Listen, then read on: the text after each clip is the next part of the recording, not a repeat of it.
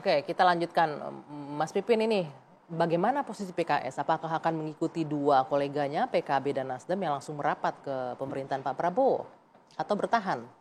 Ya Mbak Anggi, saya kira kami menghormati ya pilihan masing-masing, kebijakan politik masing-masing partai politik, Nasdem dan PKB ya. Dan karena kita tidak bisa mengintervensi, karena Pilpres sudah selesai dan terkait dengan masing-masing sikap pasca Pilpres, pasca putusan MK, tentu masing memiliki kewenangan sendiri untuk memutuskan. Tapi izinkan bagi kami PKS, ketika kita hajatan MK ini sudah selesai, maka memang domain musyawarah Majelis Syuro yang akan menentukan. 99 anggota Majelis Syuro ini yang akan menentukan arah kebijakan politik PKS 2024 sampai 2029. Oke, sebentar. Tapi saya izinkan memberikan satu kisi-kisi lah.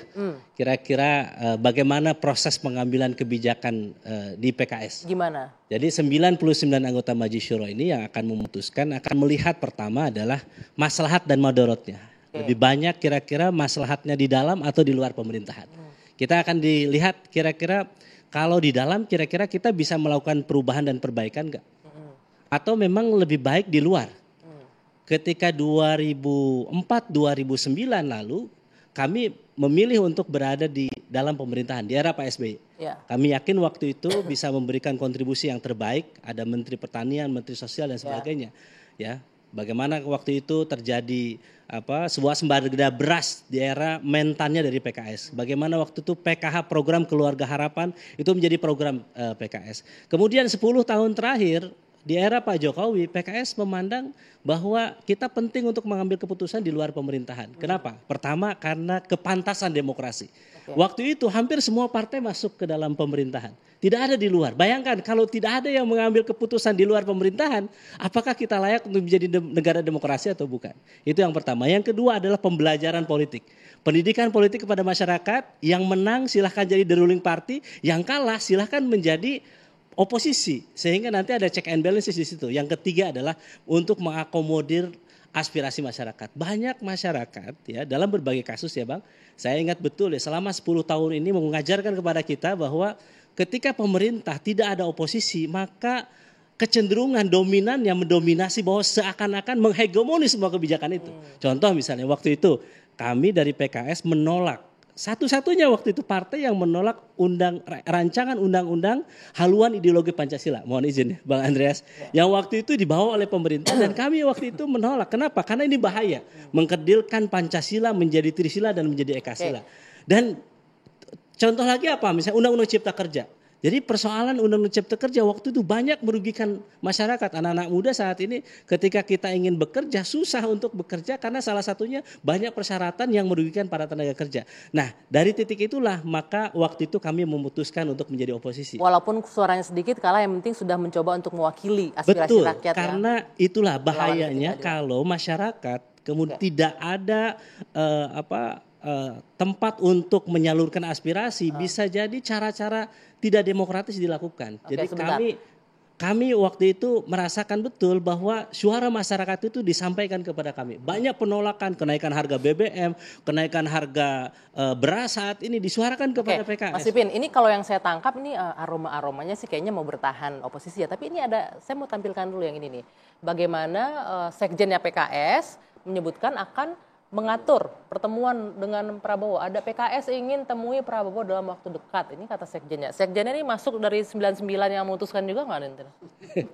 Ya betul, sekjen bagian dari anggota Majelis Syuro yang akan memutuskan. Ini mewakili suara Majelis Syuro atau hanya suara personal aja dari Pak Sekjen? Ya di PKS itu kami ya, terutama sekjen karena bagian dari pimpinan eksekutif ya. Tentu komunikasi tetap harus dijalan dengan siapapun. Ya, kami berada di dalam atau di luar pemerintahan, silaturahim, komunikasi harus tetap dijalan. Karena itu yang akan menjadi dasar pengambilan keputusan PKS berada di luar atau di dalam pemerintahan. Karena bagaimanapun keputusan kami di dalam atau di luar, kami kan harus tahu kira-kira kalau di luar maslahatnya seperti apa, di dalam maslahatnya seperti apa. Kalau Mas Pipin sendiri melihat mana nih banyak yang maslahat atau mudorotnya kalau PKS bergabung? Ya, masalahnya saya yang bukan penentunya. Enggak, saya ingin pendapat personalnya. Saya kalau sebagai jubir tentu saya tidak bisa menyampaikan pendapat pribadi. Saya harus menyampaikan pendapat partai bahwa saat ini kita akan memutuskan di mana maslahat dan madorotnya. Masih menimbang-nimbang. Kata Bang Surya Paloh, maka silakanlah PKS merenung. Memang proses di PKS untuk mengambil kebijakan itu tidak mudah. Jadi ketika musyawarah memutuskan itu harus berdasarkan masukan dari struktur PKS, dari pusat sampai ke daerah, ke akar rumput. Kemudian kita akan lihat bagaimana survei melihat kira-kira konstituennya pemilih kecenderungannya PKS ke dalam atau di luar pemerintahan. Sehingga apa? Kami tidak mau mengkhianati aspirasi dari struktur kader PKS. Sehingga kebijakan yang dilakukan oleh PKS sampai saat ini, kenapa kami suaranya itu konstan?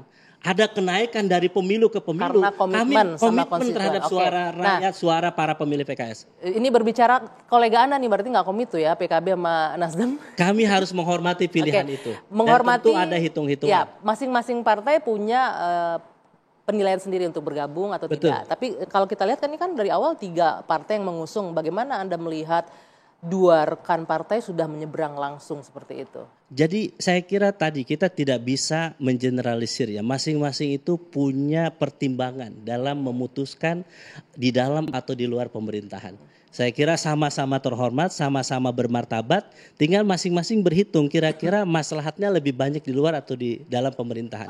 Saya penasaran. PKS itu mungkin tidak, misalnya masuk ke dalam pemerintahan, mungkin dari luar, mungkin. Karena sejak awal kami siap berada di dalam maupun di luar pemerintahan. Pertanyaannya mau ditinggal pemilih atau enggak gitu kan? Betul, kami tidak akan cawe-cawe, tidak akan mengemis untuk mendapatkan kekuasaan. Karena apa? Sesungguhnya ketika kita masuk ke dalam pemerintahan, maka kita harus siap bahwa yang kita berikan memang yang terbaik untuk bangsa dan negara. Bagaimana? Begini, Mbak Anggi, target kita sebetulnya baik di dalam maupun di luar, tujuannya apa sih? Indonesia adil, makmur, sejahtera. Bagaimana rakyat merasakan itu? Saya khawatir ya, saya belajar bagaimana tentang defisit demokrasi. Defisit demokrasi itu mengatakan ongkos politik untuk pemilu itu triliunan rupiah. Tetapi pasca pemilu terkadang rakyat itu ditinggalkan.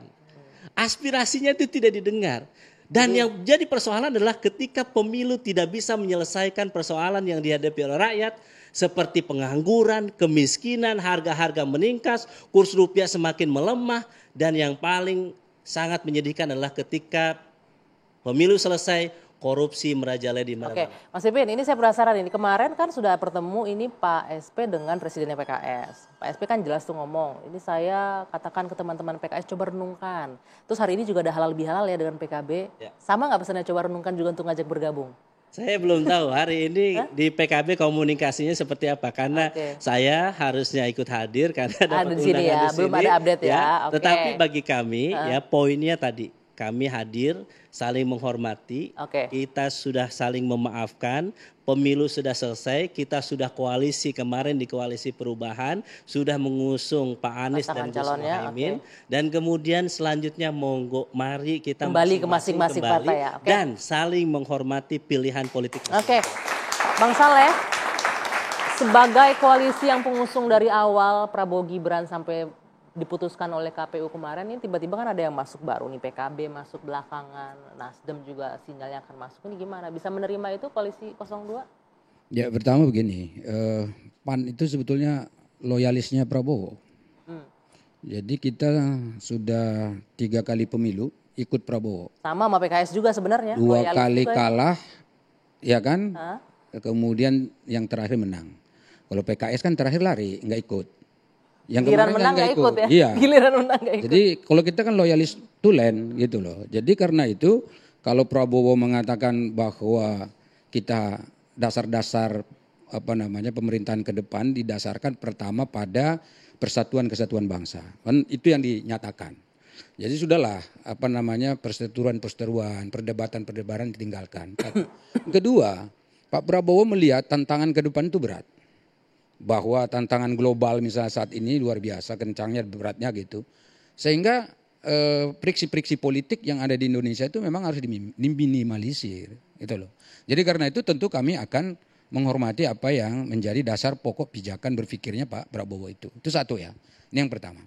Kemudian yang kedua, saya melihat kalaupun misalnya Pak Prabowo berkunjung ke PKB misalnya, atau datang ke Nasdem dan menerima Nasdem misalnya seperti itu bukan berarti bahwa mereka tuh sudah pasti final masuk juga. Oh belum, menurut Anda? Ya menurut ini kan belum pasti final karena ini kan masih 6 bulan lagi Mbak. Jadi artinya nanti sampai pelantikan presiden itu sampai tanggal 20 Oktober itu kan masih lama. Dan nanti penentuan kabinetnya juga masih ada waktunya. Jadi ini biasanya nanti udah pasti gabung gak gabungnya kan nanti. Mengapa saya katakan begitu? Karena kalau kita lihat kemarin yang Anies Muhaimin ini itu konsisten perubahan secara konseptual. Ya. Jadi kalau ditanya 3 kubu kan, 3 calon, paslon 1, 2 dan 3. Sebetulnya yang paling dekat dengan 3, yang 2 itu siapa? 3 sebetulnya.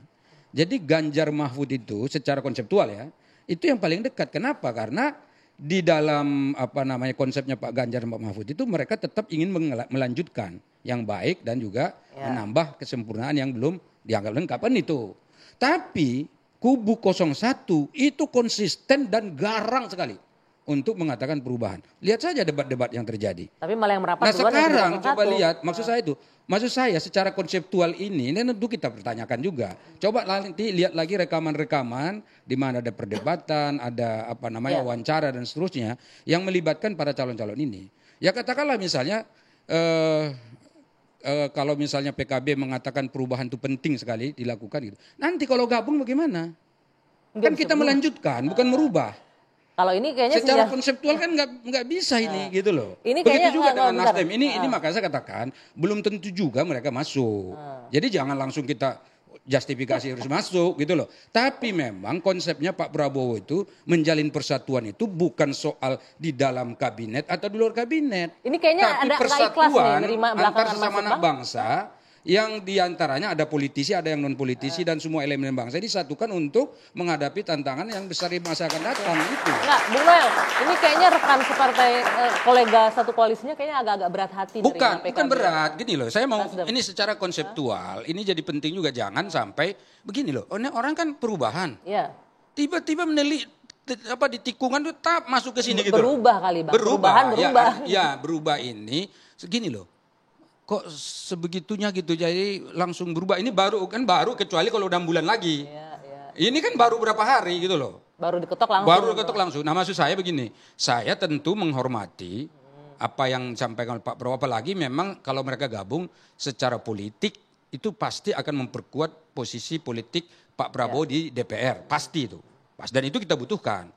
Ini bukan soal itu dulu ini. Yang soal saya katakan ini konsep-konsep yang disampaikan dalam begini loh. Yang paling banyak berbeda memang Mbak sendiri yang memimpin sering diskusi di sini itu. Coba lihat bagaimana pertarungan di sini. Ini Pak Andreas ini kan kelihatan adem gitu. Dulu kemarin waktu debat di sini agak keras juga gitu. Tapi memang bukannya politik seperti itu. Yang penting selama kepentingannya sama, ya udah berubah. Justru kita ini ingin menunjukkan ke masyarakat ya beginilah. Kalaupun misalnya gini. Oke mau gabung, silakan. Tapi dia harus ngasih tahu, saya tidak ingin perubahan lagi, saya ingin melanjutkan. Begitu, itu kan lebih bagus daripada masuk ke dalam tapi masih perubahan gitu loh. Itu kan nggak cocok gitu loh. Oke, itu yang mau kalau memang paling dekat PDIP 03, kenapa nggak ajak PDIP aja yang bisa melanjutkan? Jadi begini, sebetulnya soal komunikasi ini, itu kan ada yang kelihatan di luar. Yang dimasukin ke TV orang datang semua. Berarti ada komunikasi yang ada juga terlihat. Komunikasi yang memang dilakukan underground di bawah. Saya dengan Bang Andreas ini kalau di DPR teman, di luar kita komunikasi bagus, kita tanya tapi juga. Kan yang mutusin bukan abang sama Bang Andreas, Bu Mega sama juga kan kita tanya, Bang gimana di dalam sana? Kan dia cerita juga sama kita, begini, gimana peluangnya ada begini ada. Dan Bang ini Andreas, komunikasi seperti ini semua anggota DPR, semua pengurus partai itu terjalin dengan baik. Nah masalahnya udah ketemu belum? Nah kalau belum berarti tunggu dulu, masih ada waktu, jangan-jangan nanti di ujung dengan Megawati bisa ketemu juga gitu loh. Jadi artinya gini, saya katakan yang 01 tadi mungkin bisa gabung ke sana, tapi dari perubahan menjadi melanjutkan, yang 03 bisa gabung juga. Ya itu tentu ya sudah berkelanjutan sama. Gitu. Kenapa? Gitu, ini loh sebenarnya 03 yang paling dekat karena sama-sama melanjutkan yang baik-baik, Sedangkan 01 yang perubahan aja bisa mendekat, kenapa 03 nggak ikut mendekat aja? Jadi gini, kita ini seolah-olah memaksakan gitu. Memaksakan kalau orang bertemu itu pasti berkoalisi gitu. Bukan itu juga. Tapi gitu. masalahnya kan Pak SBY sudah ngomong nih, kami akan bersama-sama membangun bangsa bergabung dengan Pak Prabowo. Yang ngomong kan Pak SBY. Oh iya. Tapi kan yang memutuskan kan Pak Prabowo dong. Bisa ada kemungkinan ditolak berarti. Jadi jangan istilahnya apa, jangan GR dulu ya, gitu. Sebentar. Berarti ada kemungkinan ditolak nih. Nasdem udah datang begitu, PKB udah bertemu. Melakukan penolakan, tapi tetap apapun yang namanya kebijakan partai itu, yaitu sikap institusi besar mereka di dalam internal mereka. Kita nggak bisa menghalangi, kita juga nggak punya hak untuk menolak. Yang jelas membangun bangsa ini tidak bisa sendiri. Ya, Tadi disampaikan abang saya ini, senior saya ini, ya di depan itu juga mulia, di belakang dia mulia. Artinya mau beroposisi atau di dalam pemerintahan sama mulianya. Toh yang paling penting adalah apa? Gagasan ke depan ini soal kebangsaan ini tetap terjaga. Nah, iya, Demokrasi kita tetap harus Cuman ini menarik yang Bang Saleh Betul. bilang tadi Bang, 03 yang paling dekat karena bisa melanjutkan kan. Beberapa program kerja juga melanjutkan yang baik-baik dari Pak Jokowi. Tapi kenapa nggak bisa? Ya udahlah bergabung aja. Ya gini. Apa masalahnya? Jadi gini, ya saya kira ada hal-hal yang sifatnya lebih ke interpersonal dan ada hal-hal yang sifatnya konsepsional gitu yang tadi disampaikan oleh Bung Dauli. Dan itu semuanya ada di dalam satu keranjang yang sama yang berkaitan dengan apa yang kita maksudkan dengan keranjang politik ini gitu. Dan di situ kita bicara ketika hal yang konsepsional itu kan menyangkut ya platform politik gitu. Platform politik ini katakanlah kalau ada hal yang berbeda itu diselesaikan dulu gitu dalam arti sebelum kita masuk di dalam suatu keranjang politik untuk kerjasama gitu. Tetapi kan kita tidak bisa menghindari juga ada hal-hal yang sifatnya interpersonal antar elit politik. Gitu. Misalnya nih, mungkin publik Saya juga kira udah kita tahu semua kan, tahu gitu. antara Bu Mega Ya, itu misalnya. Kalau Bu Mega dengan Pak Prabowo kan nggak ada masalah sebenarnya kan. secara Lalu interpersonal personal. apa masalahnya? Secara personal kan nggak ada masalah. Tapi betul. kan kita sudah tahu bagaimana proses perjalanan politik ini yang kemudian ya menjadi ganjalan di dalam hal yang bersifat ya keranjang politik tadi. Ketika Apa Bang? Abang ngomongnya terlalu samar-samar. Apa ganjalannya saya kira, apa? Ya di situ kan ada siapa? proses menuju kan kemarin kan di MK kan semua kelihatan gitu. Oke. Saya mau nambahkan sebetulnya. Jadi begini, mohon maaf nih Bang Andreas ya. Jadi sebetulnya Prabowo ini dengan semua calon-calon ini dan semua pimpinan partai politik itu dekat. PKS, ini kan teman dekat. Apalagi mengusung dua apalagi periode dengan sebelumnya, Megawati dua dulu pencalonan. pernah satu pasangan maju. Kurang dekat apa coba? Jadi artinya Pak Prabowo ini dekat dengan semua kalangan ini. Masalahnya sekarang saya berada pada wilayah konseptual. Kenapa? Karena memang itu yang terbukti pada masa debat-debat. Contoh misalnya gini ya. Pak Prabowo itu kan program dia memberi makan siang gratis misalnya. Yang di perubahan kan nggak mau ini kemarin Pak. Jelas kok dikritik habis-habisan ini. Tapi begitu juga. nanti gabung. Nah sekarang begitu gabung. Ini masih perubahan atau masih yang lanjutkan yang makan siang gratis. Kan agak repot nanti. Ternyata dikasih pula tugas yang berkewenangan dengan itu. Ya batal programnya. Kalau ini gitu, jadi konseptual itu sangat penting pada tataran implementatif. Maka karena itu kalaupun ada dialog-dialog yang dilakukan sekarang, mulailah merinci persoalan-persoalan ini. Yang konseptual ini dan sampaikan ke publik. Ya sudahlah kita ke depan ini sudah harus bergabung bersatu. Tapi karena itu ya kita harus menyamakan visi dan komitmen kita dalam membangun bangsa ini. Gitu. Kan ini contohnya itu loh. Saya masih tertarik tadi dengan pernyataan bahwa ya mungkin di luar di media nggak tertangkap pertemuan antara PDIP dengan Gerindra misalnya gitu kan. Apakah ada underground pertemuan itu? Nanti kita jawab ya Bang ya. Kita jeda dulu sejenak sesaat lagi.